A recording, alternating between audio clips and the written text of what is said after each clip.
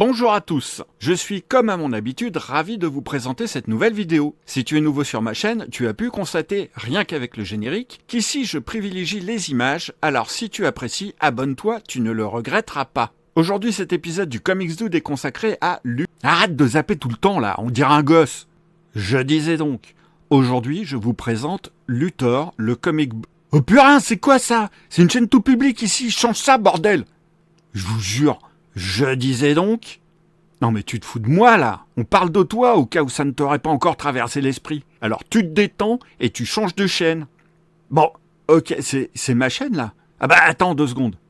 J'en profite pour vous rappeler que déjà plus de 70 vidéos sont visibles sur ma chaîne Comics Dude. Alors n'hésitez pas à vous balader, sans doute trouverez-vous d'autres sujets susceptibles de vous plaire, quelques pépites peut-être. Comics Dude est la seule chaîne sur le sujet qui vous plonge littéralement au cœur de vos comic books préférés, en vous offrant un résumé et une analyse pertinente afin de vous aider et de vous guider dans vos choix d'achat comics.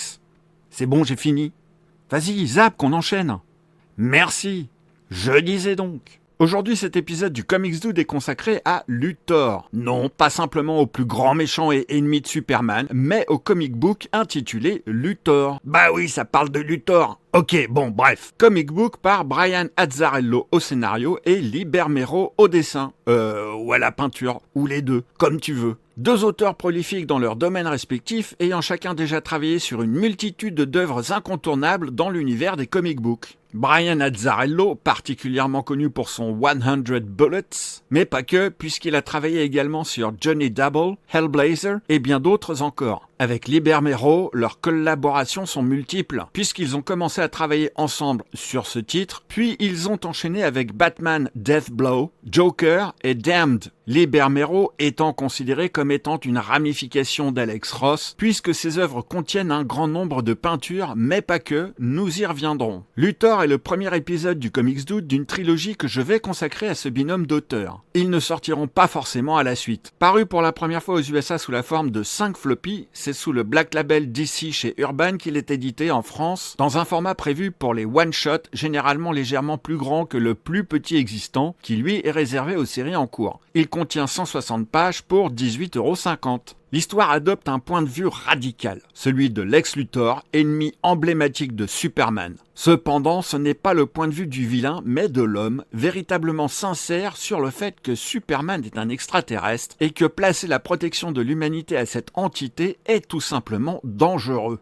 C'est pas faux. Faire confiance à une entité surpuissante venue d'ailleurs est une menace pour l'autonomie humaine. Luthor se positionne comme étant un défenseur de l'humanité contre une possible domination extraterrestre. Mais son incapacité à considérer son prochain comme égal et son besoin de contrôle restent cependant ultra présents. Superman reste très en retrait et apparaît peu dans ce récit, ce qui le rend plus inquiétant et cela a pour effet d'en arriver à nous mener à considérer que le point de vue de Luthor n'est pas complètement dénué de sens. La véritable tension du récit n'est pas physique mais idéologique. Est-il vraiment prudent de confier le libre arbitre de l'humanité aux mains d'un être surhumain au point d'en devenir dépendant? Ce comic book déconstruit complètement la figure de Superman, habituellement exposé comme étant le héros absolu, moralement parfait. Ici, on le perçoit quasiment comme une divinité inquiétante. Brian Azzarello ne nous présente pas Luthor comme étant un simple méchant, mais un contre-discours philosophique. Malgré son point de vue, bien que défendable et aussi compréhensible soit-il, avec son pseudo-altruisme débordant, il s'enferme dans une façon de penser unique,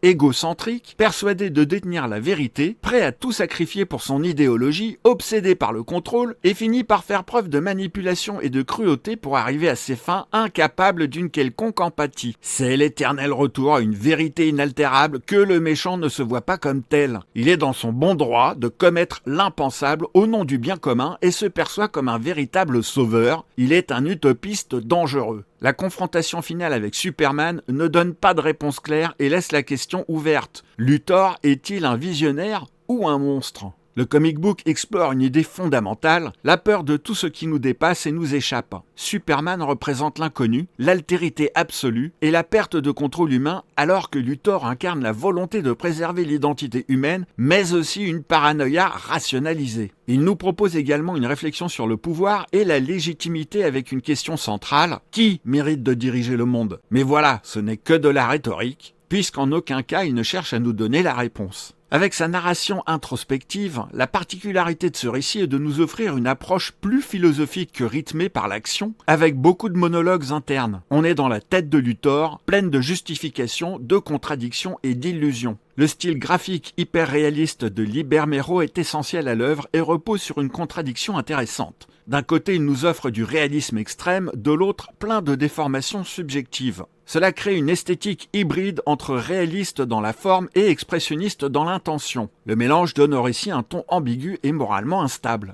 Superman apparaît souvent inhumain, terrifiant, avec yeux rouges. Ce n'est pas une représentation objective, mais la perception de Luthor. Contrairement aux comics classiques, à la lecture on navigue dans une zone grise permanente, il n'y a pas d'enjeu clair entre le bien et le mal et on est constamment tiraillé entre les arguments valables de Luthor et ses méthodes terrifiantes. C'est une critique du pouvoir absolu dans laquelle le message implicite est que le danger ne vient pas seulement de celui qui détient le pouvoir, mais provient également de celui persuadé d'avoir raison. Avec Luthor, vous n'aurez pas entre les mains un comic book super-héroïque dans sa plus pure tradition, mais une expérience intellectuelle qui remet en question un héros iconique, qui transforme un méchant en personnage complexe et qui propose une vision philosophique et politique du mythe du super-héros. Alors, si vous aimez la bagarre, peut-être que cette lecture n'est pas pour vous. Si vous l'avez lu, je suis toujours curieux de connaître votre ressenti. Emparez-vous des commentaires pour me faire connaître votre point de vue. Ça peut toujours aider ceux qui se demandent encore si ce comic book est essentiel ou pas. Pour ma part, j'ai beaucoup aimé. Si vous êtes nouveau sur ma chaîne, vous connaissez le principe. Un petit clic sur le pouce. Si vous aimez, abonnez-vous en activant la petite cloche pour ne rater aucune de mes parutions à venir. Normalement, on se retrouve tous les vendredis à partir de 16h pour mes nouvelles vidéos, sachant que créateur de contenu n'est pas mon activité principale et que mes vidéos me demandent à chaque fois un travail colossal. Rassurez-vous, pour l'instant, je ne suis pas prêt d'arrêter. Et d'ici la prochaine fois, n'oubliez pas de prendre le temps de lire et de lire en prenant votre temps.